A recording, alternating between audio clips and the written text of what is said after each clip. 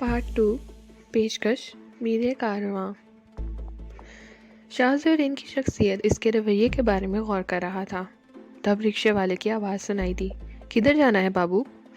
Tipu Sultan road यही है? हाँ, बस यहीं रोक दो, मैंने कहा और रिक्शा रुक गया। मैंने उतरकर पैसे दिए और फिर पैदल चल पड़ा। गोल्डन हाउस क्या है ये? मैं सोच रहा था। मुझे इसके बारे में कुछ नहीं मालूम था, बस दुकानों के बोर्ड पर पढ़ रहा था और फिर एक छोटी सी दुकान पर मुझे गोल्डन हाउस का बोर्ड नज़र आया। एक भारी जिस्सामत और बड़ी बड़ी मूंछों वाला आदमी वहाँ बैठा था।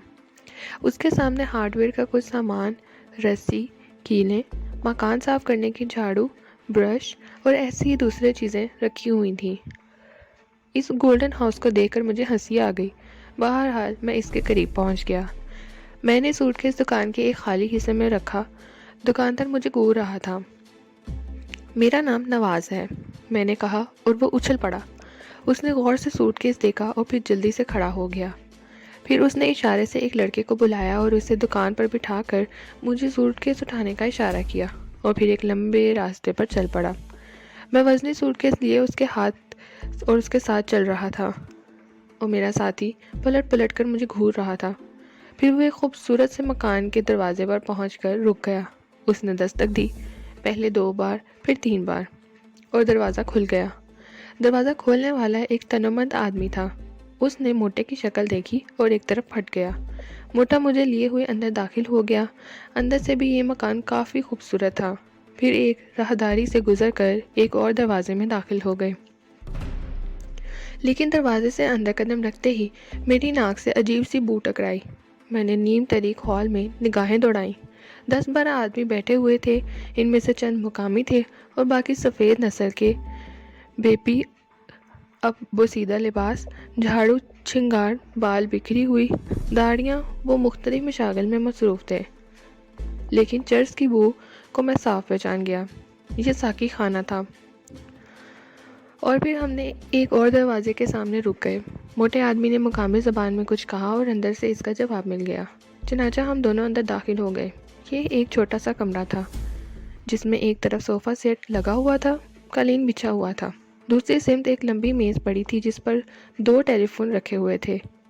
मेज़ के पीछे एक और कवि हैकल आदमी शलवार कमीज़ में मलबूस बैठा था। उसका चेहरा बहुत बड़ा था।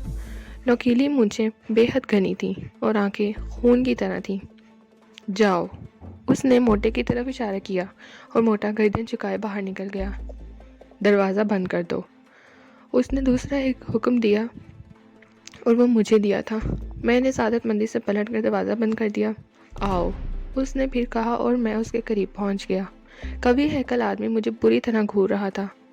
बैठ जाओ और सूटकेस उठाकर मेज़ पर रख दो। मैंने इसके इस हुक्म की भी तमील की। ये पेशावर है, कराची नहीं, उसने ख़तरनाक लहजे में कहा और मैं उसे हैरत से देखने लगा। और मेरा नाम शाह रोज़ैन है, उसने फिर कहा। मुझे आपके पास ही भेजा गया है। बाहर कितने आदमी हैं? कहाँ, हॉल में? मैंने मासूमियत से पूछा। बकवास की तो आंतें निकाल दूंगा। उसने नफ़ी में हाथ डालकर एक लंबा सा चाकू निकाल दिया। बटन वाला चाकू पलक झपकने में खुल गया और इसकी चमक मेरी निगाहों को खैरा करने लगी। मैं समझा नहीं। सिखा शाह रोज़ैन, तुम CID के आदमी हो? नहीं, मैंने जवाब दिया। आप कारी से ताल्लुक़ रखते हैं? वो बिल्कुल नहीं। मादिर निजता, तुम नवाज नहीं हो, उसने गुर्राते हुए कहा। मुझे कराची से टेलीफोन मिला है कि माल गलत हाथों में चला गया है और तुम इसे लेकर शराफा से यहाँ चले आए हो। ज़रूर तुमने हुकूमत से बात की है। मगर मैं शाह ज़ुरैन हूँ।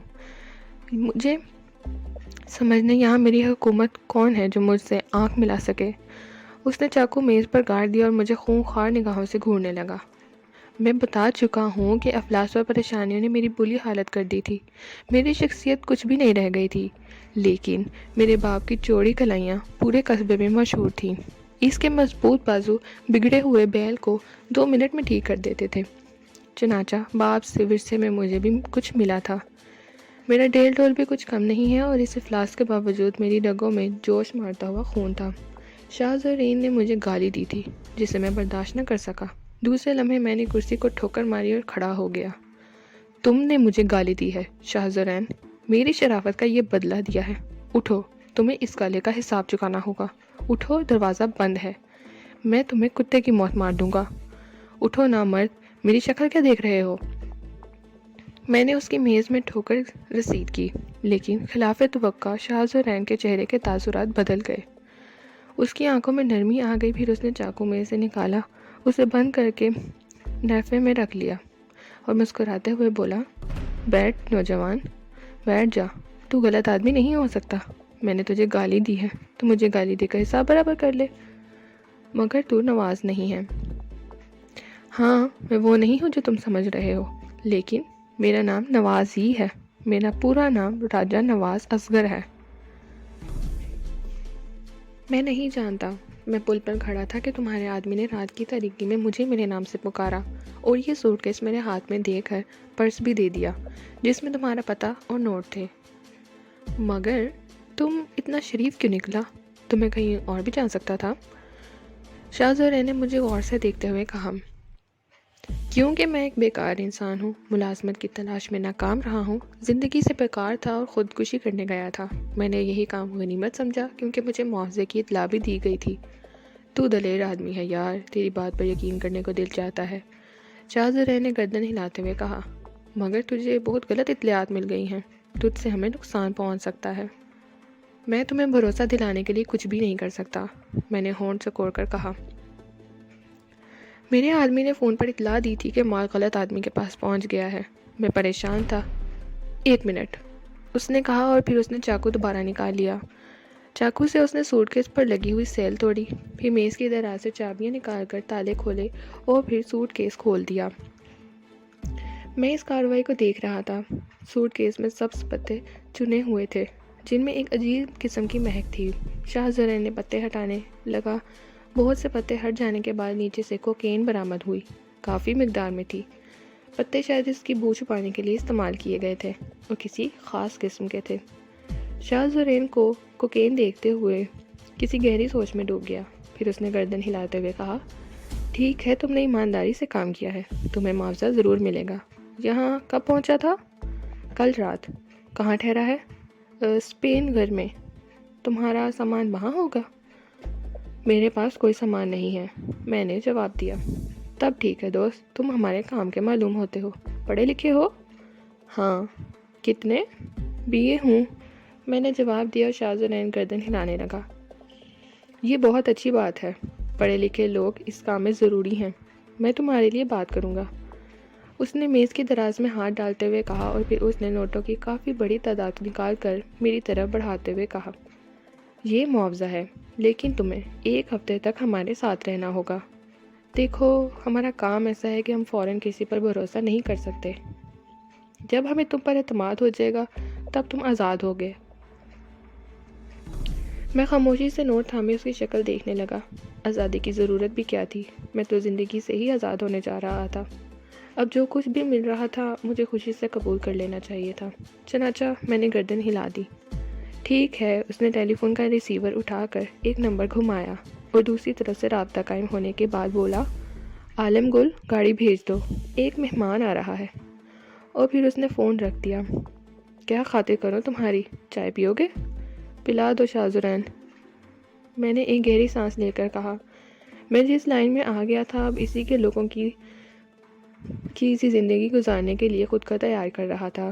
چائے آ گئی اور ہم چائے پی رہے تھے کہ ایک آدمی نے اندر آنے کی اجازت مانگی۔ شاہ زرین نے اسے اندر بلایا۔ بگڑی ہوئی شکل کا ایک مضبوط آدمی تھا۔ عالم گل، مہمان کو لے جاؤ، اچھا آدمی معلوم ہوتا ہے، تکلیف نہ ہو، لیکن اگر برائی کرے تو گولی ماری جا سکتی ہے۔ عالم گل نے گردن ہلا دی۔ تب شاہ زرین نے میری طرف ہاتھ بڑھاتے ہوئے کہا، اچھا بھائی، جاؤ آرام کرو، ہم بہت جلدی تم سے ملاقات کرے گا۔ اور میں عالم گل کے ساتھ باہر نکل گیا۔ عمارت کے باہر ایک وین کھڑی تھی جو چاروں طرف سے بند تھی۔ عالم گل نے میرے لیے پچھلے حصے کا دروازہ کھول دیا اور پھر اسے باہر سے بند کر کے خود ڈرائیونگ سیٹ پر جا بیٹھا۔ وین سٹارٹ ہو کر آگے بڑھ گئی اور میں جیب میں رکھے نوٹوں کو گننے لگا۔ 2500 تھے۔ بہت کافی رقم تھی۔ کس سلسلے میں حاصل ہوئی تھی؟ اب مجھے اس سے کوئی سروکار نہیں تھا۔ میرے ذہن سے گناہ و ثواب مٹ گیا تھا۔ بس اس دنیا میں جس طرح جیا جائے جی لو، اور اگر ضمیر کی آواز طاقتور ہو تو پھر خودکشی کر لو۔ چنانچہ میں نے خود کو بدل دیا۔ اب مجھے کسی چیز سے کوئی سروکار نہیں تھا۔ میں آرام سے نرم سیٹ پر بیٹھا سفر کر رہا تھا۔ گاڑی تقریباً 1 گھنٹے دوڑتی رہی تھی۔ اس کی رفتار بھی کافی تیز تھی، جس کا مطلب تھا کہ اس نے کافی سفر کیا ہے۔ پھر وہ رک گئی۔ عالم گل نے دروازہ کھولا اور مجھ سے نیچے اترنے کو کہا۔ نیچے اتر کر میں نے چاروں طرف دیکھا۔ وہ سیدھا کھنڈر تھے۔ اندرونی حصہ مضبوط معلوم ہوتا تھا۔ نہ جانے کون سی جگہ تھی۔ عالم گل کے اشارے پر میں اندر کسی سمت چل پڑا اور پھر سیڑھیوں سے گزر کر میں کھنڈر نما عمارت میں داخل ہو گیا۔ سیڑھیوں کے دوسری طرف ایک کشادہ اور بلند و بالا چھت کا ہال تھا اور اس ہال میں بہت سے لوگ موجود تھے۔ میں نے انہیں حیرت سے دیکھا۔ لمبے لمبے سنہرے بال، بکھری ہوئی داڑیاں، پھٹے ہوئے کپڑے، سوکھے مدکوک جسم، چہروں پر ویرانی، عجیب عجیب لباس، کوئی پتلون پہنے، کوئی شلوار کے اوپر خوبصورت کوٹ پہنے، کسی کے جسم پر صرف ٹیکر اور اوپری جسم ورہنا، کوئی پاجامہ پہنے۔ ایک چیز ان سب میں مشترک تھی، وہ یہ کہ وہ سب لمبے لمبے پڑے تھے، بے سود بے حال، ایک عہدے پڑے ہوئے شخص کے قریب میں نے اس کی کمر پر ٹانگیں رکھے ہوئے ایک شخص کو دیکھا، لیکن اس کے سینے پر گداز ابھار دیکھ کر میں چونک پڑا۔ وہ عورت تھی۔ ہاں، گال پچکے ہوئے تھے، آنکھوں کے گرد سیاہ ہلکے تھے، ہونٹ ابھرے ہوئے اور دلکش تھے، بڑی معصوم نظر آ رہی تھی، گویا ان میں عورتیں بھی شامل تھیں۔ میں نے طائرانہ نگاہ حال میں دوڑائی، تب مجھے احساس ہوا کہ مردوں اور عورتوں کی تعداد تقریباً یکساں ہے۔ عالم گل سیدھا جا رہا تھا، اس لیے میرے قدم نہ رکے۔ میں اس کے ساتھ اندر داخل ہو گیا۔ باہر سے ویران نظر آنے والے یہ کھنڈر اندر سے بہت عمدہ اور قابل رہائش تھے۔ مجھے ایک خوبصورت کمرے میں پہنچا دیا گیا، جہاں تعیشات کا تمام سامان موجود تھا۔ عمدہ فرنیچر، اعلیٰ قالین، شاندار مسحری، ڈائننگ ٹیبل، ایک طرف فریج بھی موجود تھا۔ کمرہ بھی ایئر کنڈیشن معلوم ہوتا تھا۔ آرام کرو صاحب، جس چیز کی بھی ضرورت ہو یہ گھنٹی بجاؤ اور نوکر کو بول دو۔ عالم گل نے گھڑی اردو میں مجھ سے کہا اور باہر نکل گیا۔ اس کے جانے کے بعد میں مسہری پر بیٹھ گیا، جوتے اتار دیے اور پھر آرام سے لیٹ گیا۔ میں چاہتا تھا کہ میرے دل سے اس ماحول کی وحشت نکل جائے، میں خود کو یہاں ضم کر لوں۔ اگر یہ لوگ مجھے اپنے ساتھ شریک کر لیں تو اعلیٰ پیمانے پر چرس اسمگلنگ کروں۔ ہاں، اب مجھے کسی چیز کی پرواہ نہیں تھی۔ حالانکہ کچھ عرصہ قبل مجھے اسمگلروں سے سخت نفرت تھی۔ میں اسمگلنگ کے الزام میں گرفتار لوگوں کی تصویریں اخبار میں دیکھ کر نفرت سے ان پر تھوک دیتا تھا۔ یہ لوگ ملک کے ناسور ہیں۔ یہ اپنی زندگی کے لیے لاکھوں زندگیوں سے کھیل رہے ہیں۔ میں سوچتا تھا، لیکن آج مجھے ان بے بس انسانوں پر ترس آ رہا ہے۔ ممکن ہے میری طرح انہوں نے اچھی زندگی گزارنے کی کوشش کی ہو اور نہ کر سکے ہوں۔ میں نے اپنے دل کو ٹٹولا، خوب گہرائی میں ٹٹولا، تب میرے دل سے آواز ابھری، تجھے صرف اپنی زندگی پر حق ہے، اسے لٹا دے یا سڑکوں پر ڈال، بھیک مانگ اور بھیک بھی نہ ملے تو پھر موت کی نیند سو جا۔ منشیات کی اسمگلنگ کر کے لاکھوں زندگیوں سے کھیلنے کا حق تجھے کس نے دیا ہے؟ ایک اپنی زندگی کے لیے اتنی زندگیاں برباد کر کے تو بھیانک جرم کرے گا۔ اتنا خود پرست نہ بن، اتنا ظالم نہ بن۔ یہ تیرا ملک ہے، تیری سرزمین ہے، اس کی سوندھی سوندھی خوشبو تیرے خمیر میں رچی ہوئی ہے۔ تو اس خوشبو سے غداری نہ کر، تو اپنے بچپن کے خوشگوار لمحات نہ بھلا۔ نہ جانے کتنے بچے ابھی اس خوشبو کے طلبگار ہیں۔ اسے متفن نہ کر۔ اور ضمیر کی کشمکش نے مجھے بے چین کر دیا۔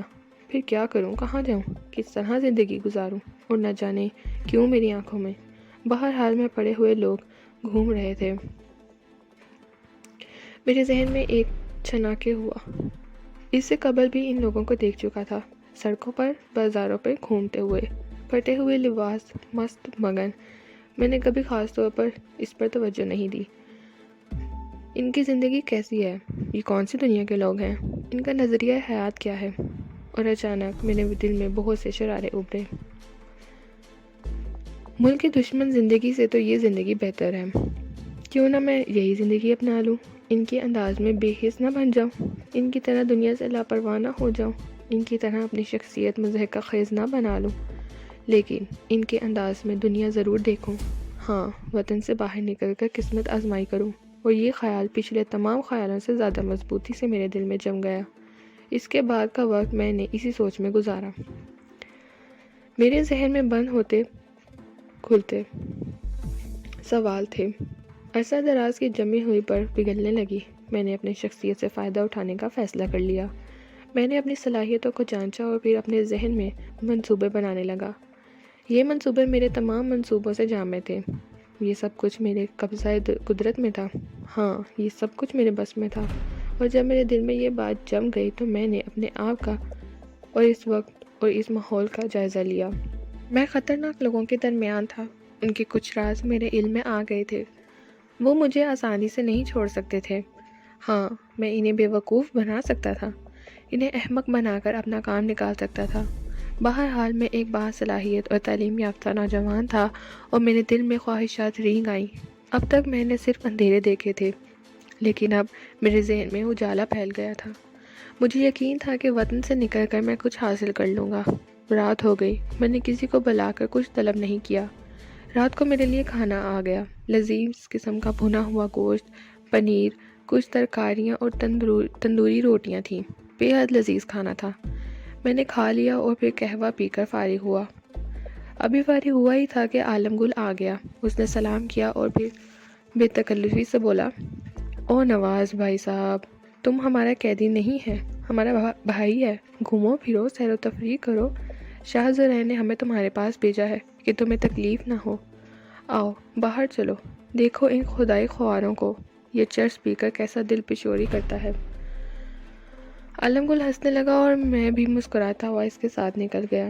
باہر قدم رکھتے ہی مجھے نرسنگھے کی آواز سنائی دی اور پھر کسی ساز کے تار چھڑ گئے۔ نرسنگھے کی دوسری آواز سنائی دی اور ہم دونوں اسی ہال میں داخل ہو گئے جہاں سے گزر کر وہاں تک آئے تھے۔ ہال میں کچھ اور ہستیوں کی تعداد بڑھ گئی تھی۔ وہ سب ہوش و حواس میں تھے، جو دن میں بے حس اور مردہ پڑے تھے، لیکن ایسا تھا لگتا جیسے ان مردوں میں جان پڑ گئی ہو۔ سب کے ویران چہروں پر خوشیاں رقص کر رہی تھیں۔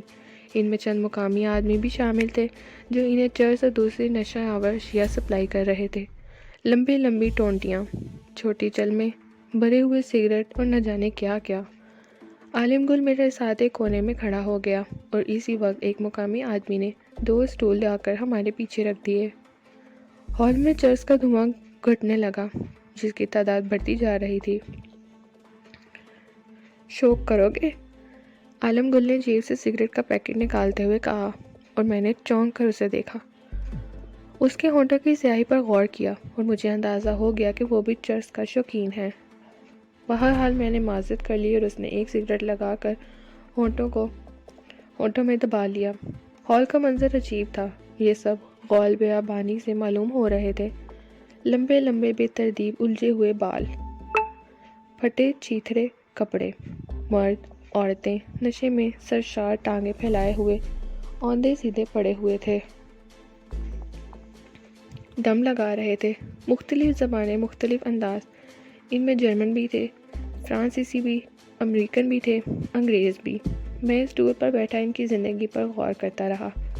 ان کا فلسفہ مجھے معلوم نہیں تھا۔ کون سے خیال نے انہیں زندگی سے دور کر دیا ہے؟ کون سے تصور نے انہیں تہذیب و تمدن سے بیگانہ کر دیا ہے؟ کیا نظریہ ہے ان کا؟ میرے دل میں خواہش ہوئی کہ کسی سے کچھ معلوم کروں، لیکن ابھی یہ ممکن نہیں تھا۔ ابھی مجھے پورے ہوش و حواس سے کام لینا تھا۔ چرس پینے والوں کا نشہ بڑھتا جا رہا تھا۔ اب کچھ سوکھے سوڑے نوجوان اٹھ کر کھڑے ہوئے تھے اور دونوں ہاتھ پھیلائے چٹکیاں بجاتے ہوئے لرزتے قدموں سے تھرک رہے تھے۔ پھر ایک کونے سے کسی نے فرینچ زبان میں کہا اور بہت سے لڑکے اور لڑکیاں کھڑے ہو گئے۔ پھر انہیں الفاظ کا انگلش میں ترجمہ کیا گیا جو میری سمجھ میں آ گیا۔ محبت کرنے والوں، یہ دنیا کیف ہے، نغمہ بلبل چھیڑ دو، ہستیاں سمیٹ لو، بیگانگیاں اپنا لو، اٹھو، امن کے نام پر، محبت کے نام پر، گاؤ، رقص کرو، دھوئیں کی زندگی جاگ اٹھی، فضا حسین ہے، غرق ہو جاؤ، محبت کرنے والوں اور محبت کے پجاری اٹھ کھڑے ہوئے۔ لڑکیوں کے لمبے بال لہرانے لگے، عجیب عجیب پول بننے لگے۔ رک جاؤ، ایک بھاری آواز گونجی۔ زمین جرمن تھی، قد لمبا، جسم سوکھا، نہ جانے کہاں سے کسی لکھنوی ہانکے کا انگر کھا مل گیا تھا جو زیب تن تھا۔ لمبے لمبے بال، پچکے گال، چمکدار آنکھیں، بھنجے بھنجے سرخ ہونٹ، چہرے پر عجیب سا جلال۔ محبت کے نام پر اس نے انگرکھا اتار کر زمین پر ڈال دیا اور اب اس کے جسم پر صرف ایک نیکر تھا، نیلے رنگ کا ٹیکر جس کی پشت پر سرخ پیوند لگا ہوا تھا۔ دیکھو، میں نے عشق پر سب کچھ قربان کر دیا، دیکھو میرے پاس کچھ نہیں ہے، اس نے کہا اور اس کی آنکھوں سے آنسو بہنے لگے۔ محبت خدا ہے، اس نے رندی ہوئی آواز میں کہا۔ محبت حسن ہے، محبت زندگی، محبت زندگی، زندگی زندگی۔ اس نے اپنے بالوں کو ایک زوردار جھٹکا دیا۔ محبت زندگی، پورے حال میں نعرے لگے اور اس کے بعد ایک ہنگامی منظر شروع ہو گیا۔ ان سب نے اپنے اوپری لباس اتار دیے اور اپنے لباس اتار کر دنیاوی بوجھ سے آزاد ہو رہے تھے۔ ان میں نوخیز لڑکیاں بھی تھیں، نوجوان لڑکے بھی۔ لڑکیوں کے شفاف سینے عریاں تھے، نسوانی جسم لیکن نسوانیت سے آزاد، ایک بیکار شے کی مانند۔ کوئی راغب نہ تھا، کوئی متوجہ نہیں تھا، لیکن میرے جسم میں چونٹیاں رینگ رہی تھیں۔ میں یہ سب کچھ نہیں دیکھ سکتا تھا اور نہ ہی میں نے دیکھا تھا۔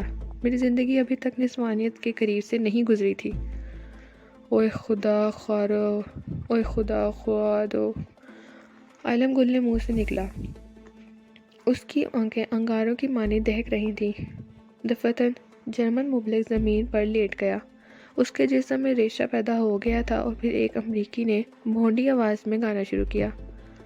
وائلن، ٹین کا ڈبہ، چٹکیاں اور کچھ باجے منہ سے بجانے لگے۔ محبت کی چڑیوں، گنگناؤ، گیت گاؤ، رقص کرو، پیار کی دیوی کے پر پھیلے ہوئے ہیں، سفید پروں سے مس ہوتی ہوئی مسحور کن ہوا۔ دیکھو، ہمارے بال اڑ رہے ہیں، ہمارے جسموں میں تازگی دوڑ رہی ہے۔ محبت خدا ہے، محبت حسن ہے۔ اور اس کے ساتھ ہی ہے جان خیز رقص شروع ہوا۔ سب بے ہنگم طور پر اچل رہے تھے، کسی کو کسی کی سدھ نہیں تھی۔ میں سکتے کے عالم میں یہ دیکھ رہا تھا۔ یہ سب میرے لیے انوکھا تھا، اجنبی تھا۔ رقص کرنے والے قہقہے لگا رہے تھے۔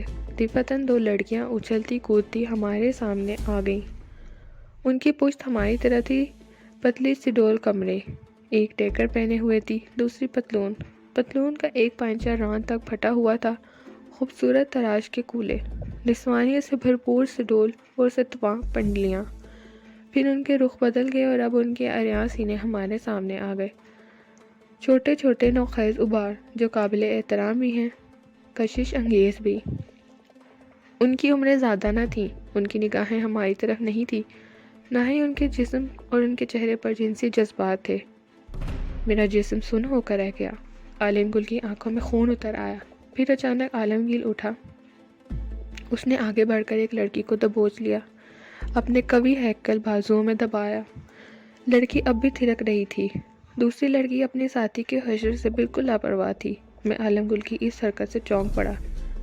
میرا خیال تھا رقص رک جائے گا، یہ سب عالم گل پر ٹوٹ پڑیں گے، لیکن رقص جاری رہا۔ کسی نے عالم گل کی طرف توجہ بھی نہیں دی اور عالم گل لڑکی کو بازوؤں میں دبوچے ہوئے نہ جانے کہاں چلا گیا۔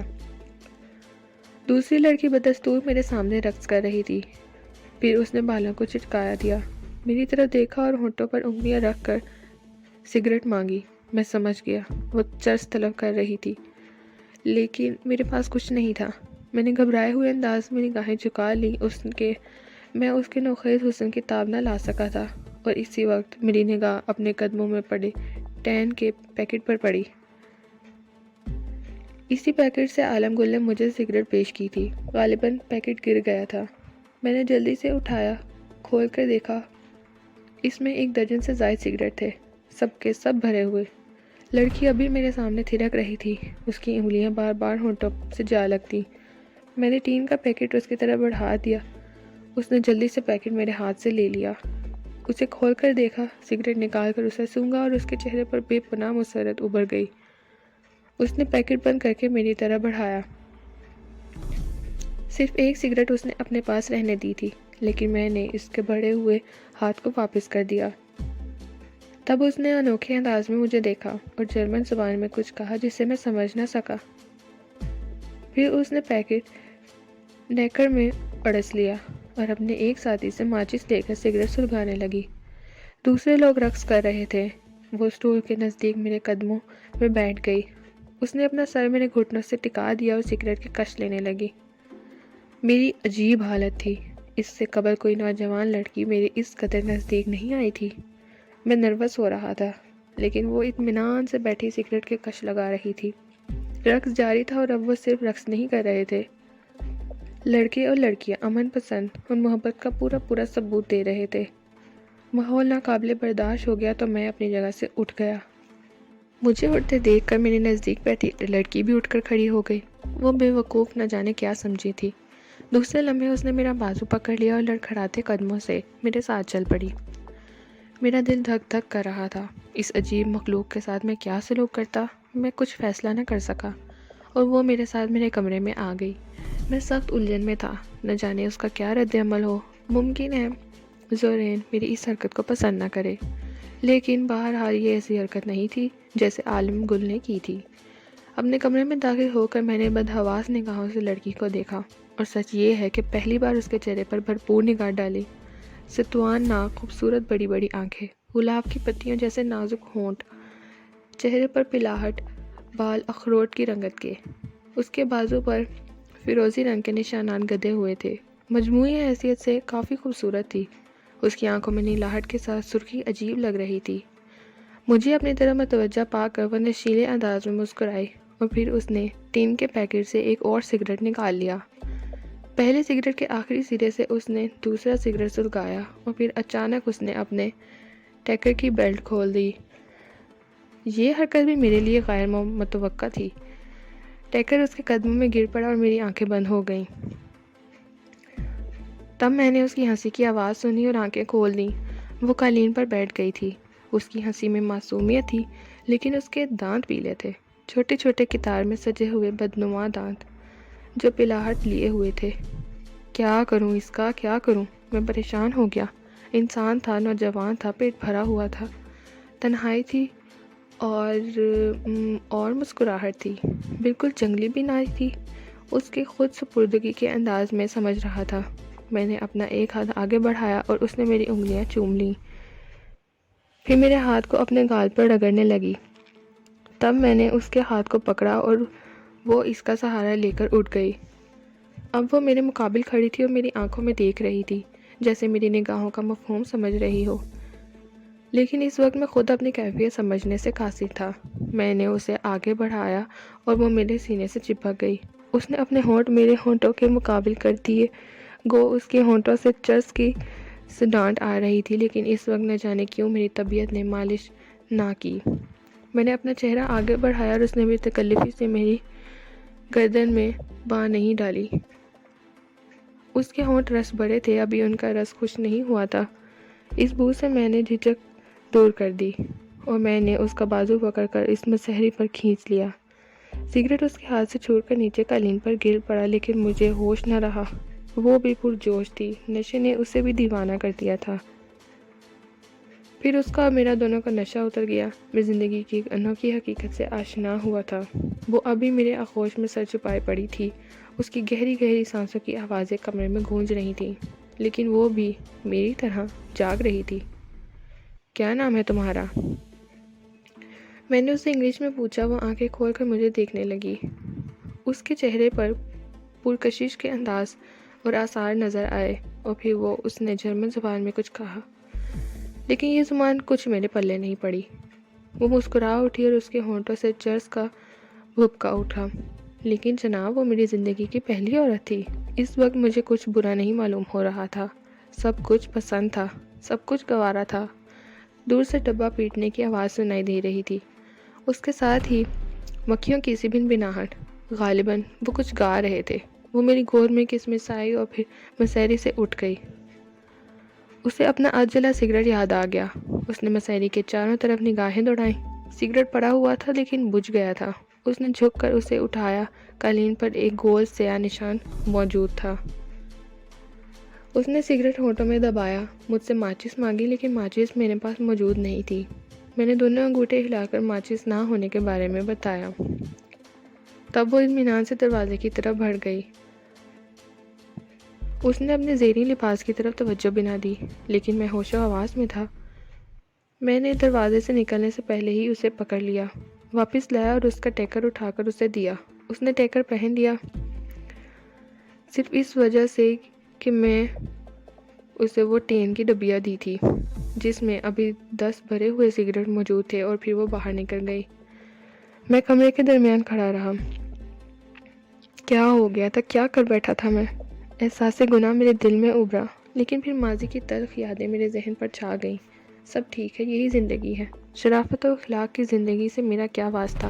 حالات نے میرے لیے جس راہ کا تعین کیا ہے، مجھے اسی راہ پر بے جھجک بڑھنا ہے اور بڑھنا چاہیے۔ پارٹ نمبر 2 یہاں اختتام پذیر ہوتا ہے۔